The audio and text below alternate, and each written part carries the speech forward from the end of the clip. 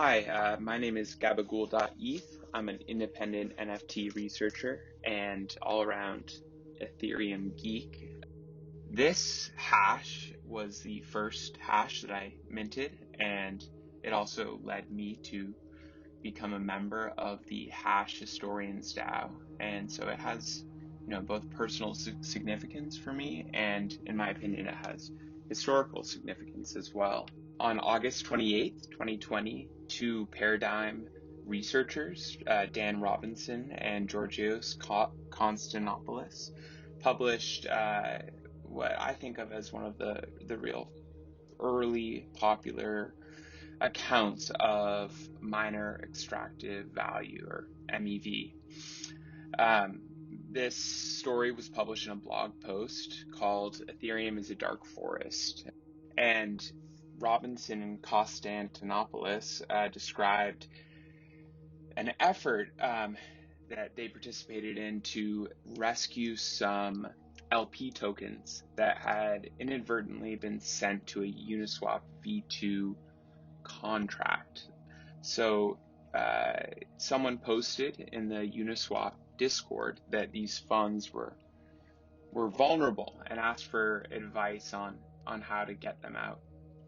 The issue was, as Robinson and the kind of white hack team discovered, the funds were vulnerable because as soon as they would broadcast a transaction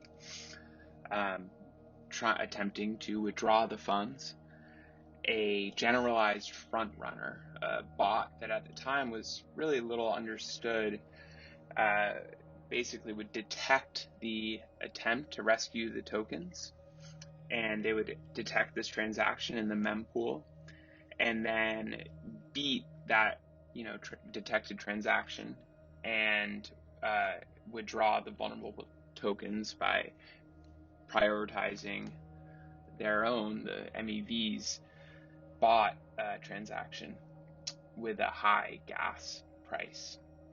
So this blog post, I think, is super important, in part just for the kind of metaphoric language that Robinson and Georgios gave to the MEV phenomena. Robinson describes Ethereum as a highly adversarial environment, and that to me really helped me understand the kind of bot activity that is happening and just how little I truly understood or even was capable of countering as a kind of lay user of Ethereum. And so they took some language from this book, The Dark Forest, by, excuse my pronunciation, but Cezanne Louis. It's a science fiction novel, and there's a concept in the novel of a dark forest, which is an environment in which detection means certain death at the hands of advanced predators.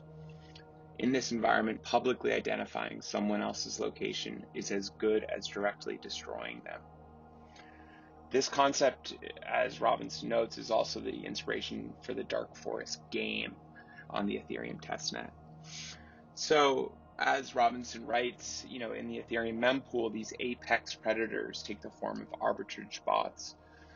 These bots monitor pending transactions and attempt to exploit profitable opportunities created by them.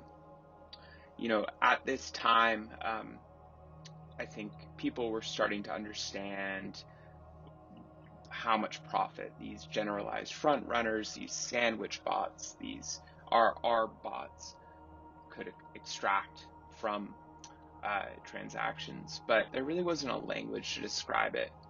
There had been this kind of famous paper, Flash Boys 2.0, where a smart contract researcher named Phil Diane wrote about, this, what Robinson calls a cosmic horror, known as a generalized front runner. But what I really found important about both the transaction that I hashed and this paper is just this language that it really helped me understand kind of how a very technical situation, something that I, as a really someone coming from the humanities, might not understand fully from a coding perspective, but using this language, I could understand how careful I needed to be. Um, and it also showed me that even, with really strong technical skills, you might not be able to defeat this type of front-running bot. This transaction represents basically a failed rescue attempt. The bot won. And so when I minted this transaction, I used that title, ETH is a dark forest.